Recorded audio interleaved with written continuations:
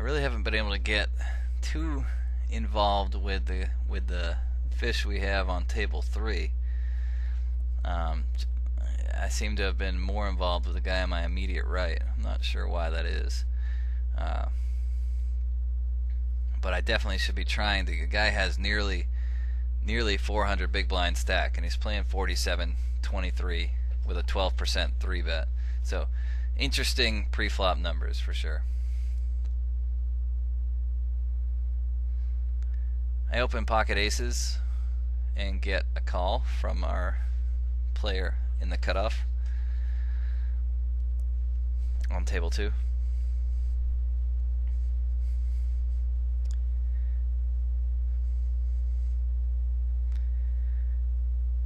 And against this type of player, whatever the flop is, we're just looking to get as much value as we can, and we want to bet as close to the pot as we can.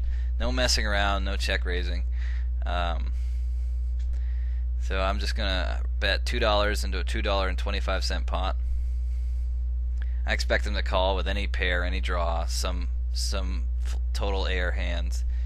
He actually, he called on the flop, and on the turn, he called my $2 raise, and on the turn I bet out $5.25, which was very close to pot on the turn. Turn was a 7 of diamonds, and he min raises me to 10 to 1050, which put me in the slowdown mode here. This isn't a spot where I just want to auto shove it in here. He's been a pretty passive player so far. He's only raising 5% of his hands. He's only 3-betting 3% of his hands pre-flop. So he's been pretty passive that I've seen. So I'm just going to slow down here and just call this min raise. This is definitely not a spot you should fold. Don't fold over pairs to fish just because of one raise. But you don't want to just start jamming it in either. So I'm just going to call his turn min raise and check to him on the river. And I'm probably going to call, barring the worst river card ever, I'll probably call a reasonable sized bet on the river, which might be a shove. But anyways, let's see what happened here. He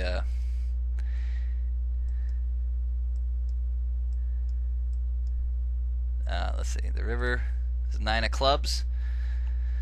I check to him. He actually checks it behind. So that's a good news for our hand when they check it behind, and he mucks. And he actually had pocket 10s. So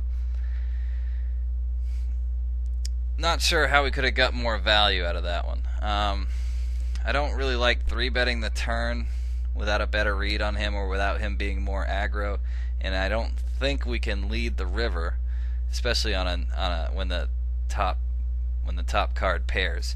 So I think we got everything we can out of that hand.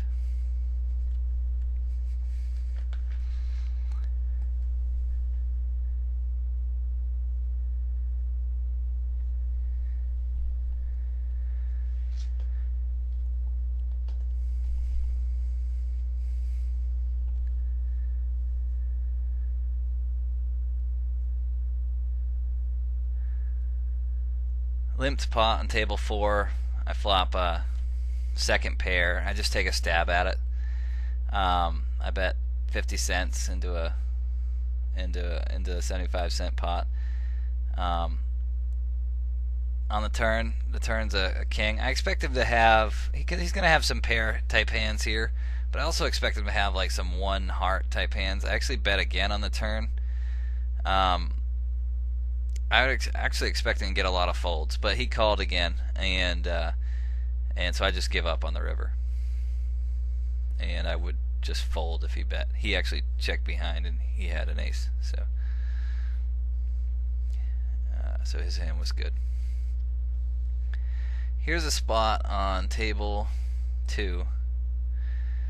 Our weak player opened, and then the button called, and then both the blinds called, including me with Queen 10 suited. So I don't mind making this call here when it's multi-way plus this player involved in the hand. I actually almost let out here. I definitely considered it, just with the gut shot, just because these guys are playing incredibly weak tight, which is just pretty much the normal for 25 no limit. You can just take so many pots away from people. But I don't. I just check.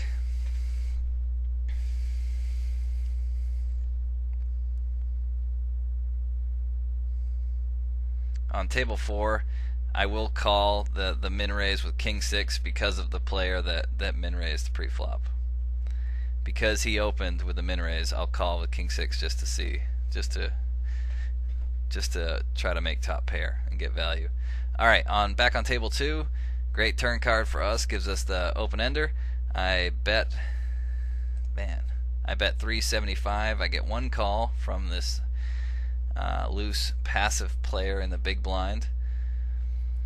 And my plan here, obviously I'm semi-bluffing, but my plan here is to fire most rivers. There are some rivers I probably would not bet, but I would expect him to have some sort of draw hand here, like a ace 10 or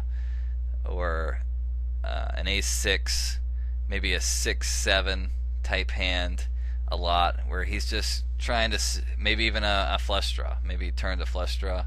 I don't think he has a very big hand. If he had a set or 2 pair, he would have done more than that at this point. The river, 6 of diamonds. That's obviously a good card for us making the straight, but it does also complete the flush draw. My plan is to bet and bet fold the river. If he does, I don't think he would raise me here with a hand that didn't beat me. So I'm betting the river for value and folding if he shoves.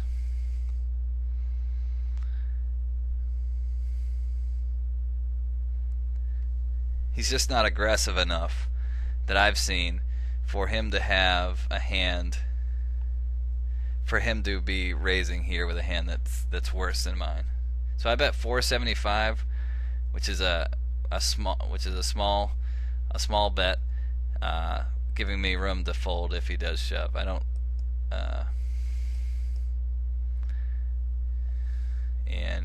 and he actually folded, so I don't know.